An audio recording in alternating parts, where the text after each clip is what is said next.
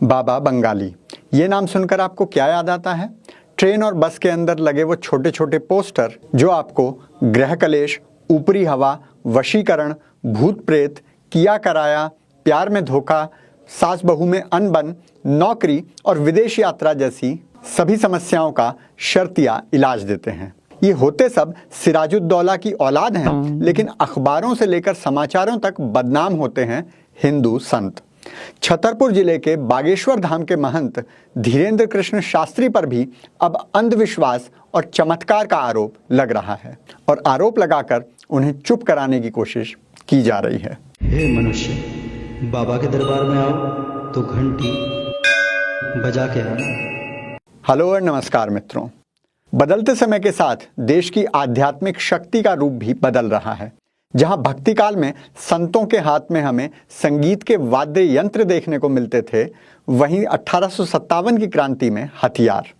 कभी आदि शंकराचार्य के काल में संत डिप्लोमेट बन जाते हैं तो वाल्मीकि के काल में कथाकार। और आज इलेक्ट्रॉनिक और इंटरनेट क्रांति के बाद हमें संत के रूप में और संत के नाम पर अनेक तरह के प्रयोग देखने को मिल रहे हैं। सही, गलत, अच्छे, बुरे, लेकिन मिल रहे हैं। ऐसे में हर नए सुने हुए नाम को आज पहले कौतूहल, फिर विस्मय, फिर आश्चर्य और फिर शंका की दृष्टि से देखा जाता है। हमारे मीडिया का भी उसमें योगदान रहता है। ऐसे में एक नाम आता है महंत धीरेन्द्र कृष्ण शास्त्री। मध्य प्रदेश के छतरपुर जिले के गड़ा गांव में बालाजी हनुमान मंदिर है, वहां बागेश्वर धाम दरबार लगाते हैं। उस धाम के महंत हैं धीरेन्द्र कृष्ण शास्त्री। बुंदेलखंड की बोली में श्री राम कथा करने वाले इस कथावाचक को देशव्यापी प्रसिद्धि तब मिली जब सोशल मीडिया पर उनके हिंदुत्ववादी व्याख्यान प्रसिद्ध होने लगे। राम मंदिर के विषय में, जातीय एकता के विषय में, कराची वुड के बहिष्कार के विषय में और हिंदू राष्ट्र के विषय में। वैसे तो सोशल मीडिया के आने के बाद ऐसे वक्ताओं की एक अच्छी खासी संख्या हो गई है। इसमें भी सभी प्रकार की वैरायटी देखने को मिल जाती है। गाली गलौच वाले भी, गूढ़ ज्ञान वाले भी, हंसी मजाक वाले भी और क्रांतिकारी वाले भी। लेकिन कोई भगवाधारी व्यासपीठ पर बैठकर अगर हिंदुत्व के सर उठाएगा, जो स्वाभाविक रूप से होना चाहिए लेकिन होता नहीं है, तो शोर तो मचेगा ही। और जैसा कि हर धर्म के प्रति बात करने वाले संत के साथ होता है, लेंस लेकर उनकी कमियां ढूंढने का काम शुरू हो गया और एक सिरा पकड़ा गया चमत्कार। अब हमारा हिंदू धर्म क्या है कि वैज्ञानिक विचारधारा पर आधारित है। बाकी मजहब क्या हैं कि अंधविश्वास पर ही टिके हैं। जहां सनातन धर्म में हर ज्ञान पर, हर ग्रंथ पर जिज्ञासावश प्रश्न उठाने की स्वस्थ परंपरा है, वहीं शांति प्रिय मजहब हो या प्रेमपूर्ण मजहब, सुकरात हो या गैलीलियो, प्रचलित परंपरा पर प्रश्न उठाने पर जान से हाथ ही धोना पड़ता है।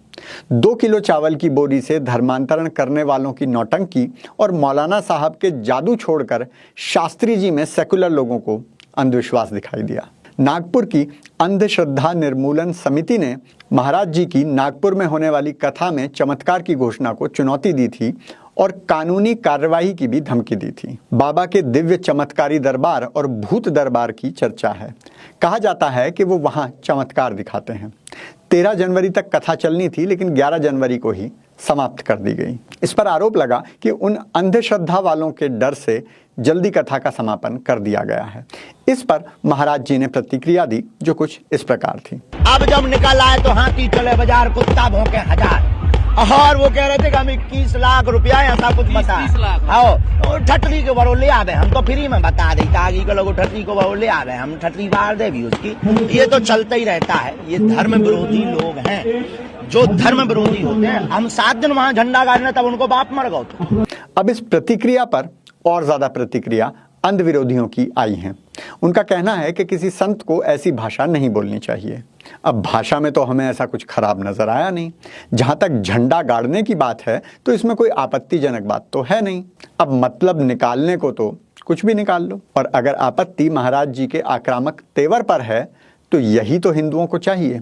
क्रोध और आक्रामकता में अंतर होता है। संत को क्रोधी नहीं होना चाहिए, लेकिन समय पड़ने पर आक्रामक होना ही चाहिए। जब संत शक्ति की आक्रामकता शांत हो जाती है तो उस समाज की आक्रामकता भी क्षीण पड़ जाती है। हमारे हिंदू समाज पर चौतरफा होते हमलों को रोकने के लिए यदि कोई संत उद्वेलित होता है तो क्या गलत है? कुछ लोगों का कहना है कि एक सन्यासी को फिल्म से क्या लेना देना। क्यों नहीं है लेना देना? एक संत को हर उस बात से लेना देना होना चाहिए जो उसके समाज पर प्रभाव डालती है, चाहे वो फिल्में ही क्यों ना हो। और अब अंतिम प्रश्न। कुछ अति बुद्धिजीवी कह रहे हैं कि सब कुछ तो ठीक है, लेकिन अंधविश्वास तो गलत है ना। अब यहाँ बहुत महीन सी समझने वाली बात है। देखो, महाराज जी खुद कह रहे हैं कि वो कोई चमत्कार नहीं करते, ना वो खुद को महान बता रहे हैं, ना भगवान और ना दिव्य पुरुष। वो तो अपने आप को केवल बालाजी हनुमान का सेवक बता रहे हैं। कोई उनके पास डर की शिकायत लेकर आता है तो वो उसे हनुमान चालीसा पढ़ने को कह देते हैं। अगर वो कहता है कि चालीसा पढ़ने से उसका डर दूर हो गया तो क्या ये चमत्कार है? ये तो श्रद्धा है, और जिसे श्रद्धा से दिक्कत हो वो उनके दरबार में ना जाए। असल में दिक्कत ये है कि आर्थिक रूप से पिछड़े बुंदेलखंड में जिस तरह महाराज ने हिंदुओं को एक करके प्रेमपूर्ण मजहब को धर्म परिवर्तन की साजिश करने पर रोक लगाई है, उससे सारा चावल तंत्र हिल गया है। हिंदुओं को हिंदू बनाए रखने के लिए अगर कोई चमत्कार भी करता है तो ऐसे चमत्कार को नमस्कार है। बाबा का आज का ब्रह्म ज्ञान है धर्म परिवर्तन गिरोह के नाम। पीके फिल्म की तरह हिंदू धर्म और उसके संतों में ही तुम्हें अंधविश्वास नजर आता है? पंजाब से लेकर केरल तक तो चावल वाले अंधविश्वास फैला रहे हैं और भूत भगा रहे हैं, उनके बारे में तुम्हारे मुंह से कुछ नहीं फूटता। ये देखो और खुद बताओ अंधविश्वास क्या है।